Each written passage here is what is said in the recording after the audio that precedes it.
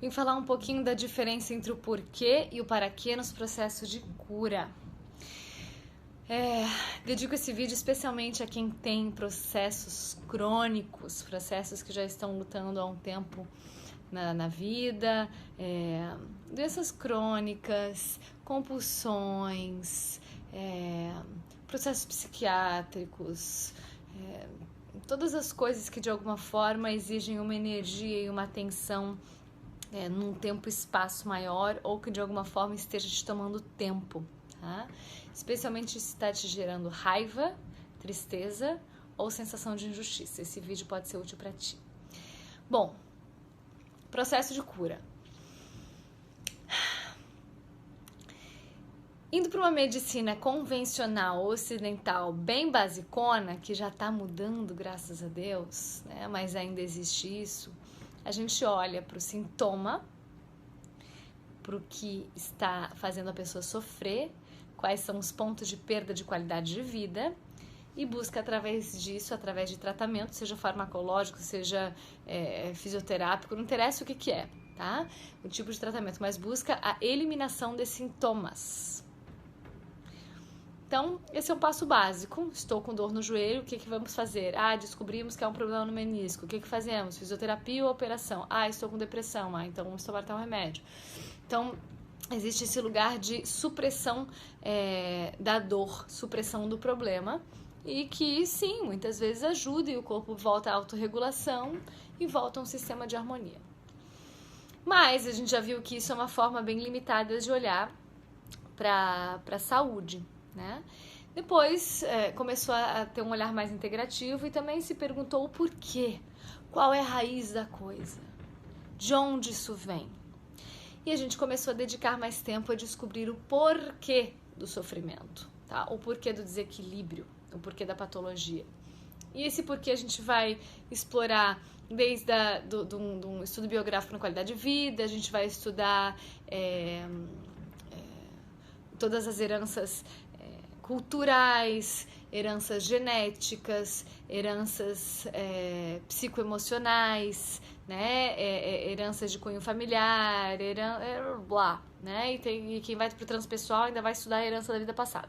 Ok, a gente vai buscando então o porquê. Muitas vezes a gente encontra o porquê, né? E a gente fala da importância do porquê porque queremos tirar o mal pela raiz. Opa, daí aí já começa um problema, onde eu tô vendo os desequilíbrios da minha vida sempre como um mal. Então, é um castigo eu ter um desequilíbrio? É um mal? É uma coisa ruim? Eu preciso sempre achar o porquê para arrancar pela raiz e aquilo ser eliminado da minha vida e eu não sofrer mais?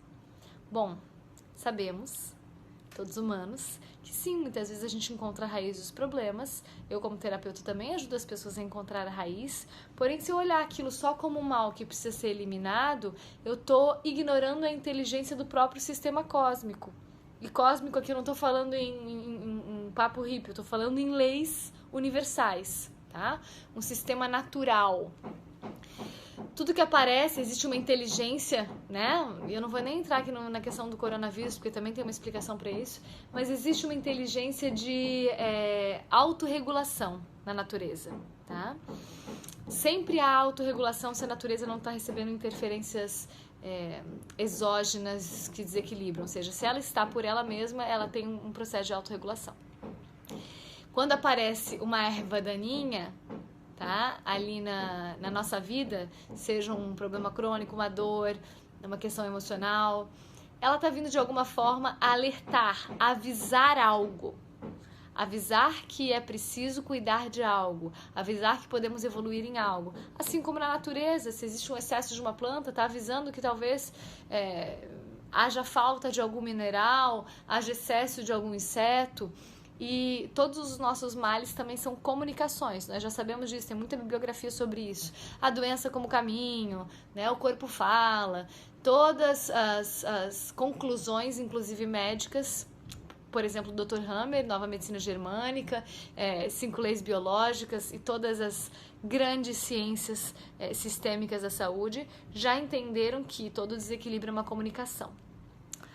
Quando eu me foco só no porquê eu tenho isso, muitas vezes eu suprimo ou ignoro o para quê, que é o caminho de integração. Ao invés de olhar aquilo só como um mal a ser eliminado, e não interessa se eu vou podar com remédio, como a medicina convencional convida, ou se eu vou, de uma forma mais profunda, consciente, concreta, eliminá-lo pela raiz, mas se existe algo que eu preciso aprender no sistema do ser eu mesma, essa erva daninha não vai mais nascer, que eu arranquei pela raiz porque eu entendi o que ela significava, mas outras podem nascer.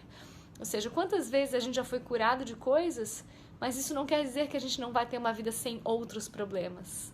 Porque a comunicação que nos convida à nossa evolução e transcendência continua.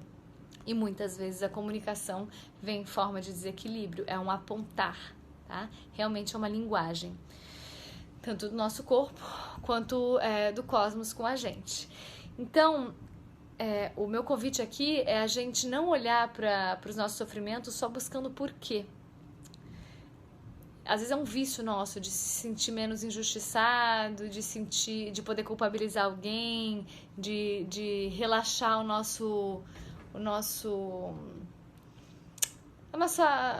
campo de racionalização, né? As nossas questões cognitivas, o entender, trazer para a consciência o inconsciente, sim, é um processo de cura. A compreensão de algo, ela libera muita energia. Por isso que o trabalho de sombra é um trabalho de saúde, tá? E não só mental, físico também. Porém, quando eu pergunto por quê, inclua sempre o para quê. Muitas vezes a gente não vai encontrar o porquê, mas a gente pode sempre encontrar o para quê. Para que eu estou vivendo isso? Para que eu estou sentindo essa dor? Para que eu estou repetindo esse padrão? Qual é a comunicação? O que eu posso aprender com isso? Tudo que o universo me dá, o universo benevolente me dá, é uma oportunidade de eu saber mais sobre mim. Como é que eu posso não desperdiçar esta oportunidade e aprender a subir nesse degrau escorregadio e menos confortável que é esse desequilíbrio? Como é que eu posso pará-lo de colocar na cruz como algo que precisa ser eliminado imediatamente, mas eu dispense o professor apenas quando a lição for dada, né? Tem uma frase que eu adoro e que fala muito sobre esse processo do para quê, que diz: cuidado, nunca mate o mensageiro antes de ele entregar a total mensagem, né? Então, cuida para não acabar com os teus processos de dor de uma forma a ignorar o que eles têm para te trazer. Senão outro processo de dor pode surgir. E é ficar trocando 6 por meia dúzia sem aprender o que a gente realmente precisa aprender. E essa vida aqui não é só sobre ficar eliminando dor, né? Porque, afinal de contas, faz parte da existência.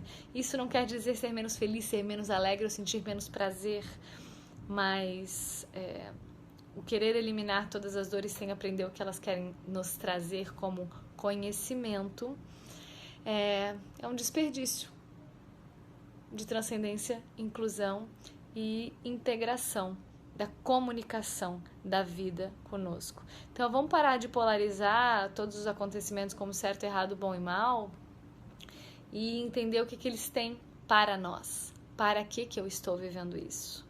Eu estou falando de um lugar, estou falando do meu lugar de fala, como se diz hoje em dia, né? Eu estou no meu inferno astral, também vivendo os meus paraquês, aqui as minhas perguntas do porquê de algumas dores e o para quê de outras dores.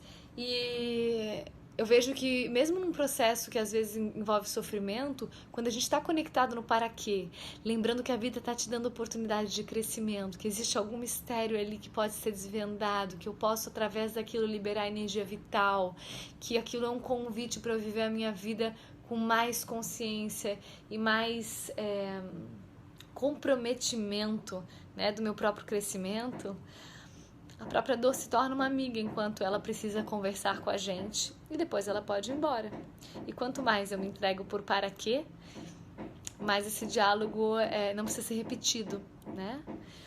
Falar claramente evita que o interlocutor precise ficar perguntando 1000 vezes. O quê? Não entendi. Pode repetir? Pode repetir? Assim é também com os nossos processos. Se eu presto atenção e entendo, eu libero aquela fala e posso liberar repetições. Então, é isso. Eu convido vocês a prestarem atenção no para quê. E se alguém precisar de ajuda com os seus para quês, eu tô aqui, tô atendendo online, voltando muito lentamente a atender ao vivo também, mas é isso, eu tô numa pesquisa interna dos para quês bem interessante e querendo falar sobre isso, me deem um alô. E uma feliz semana de porquês e paraquês, sem eliminar as nossas questões dolorosas como se fossem questões horríveis. Tudo é comunicação. Obrigada, pessoal.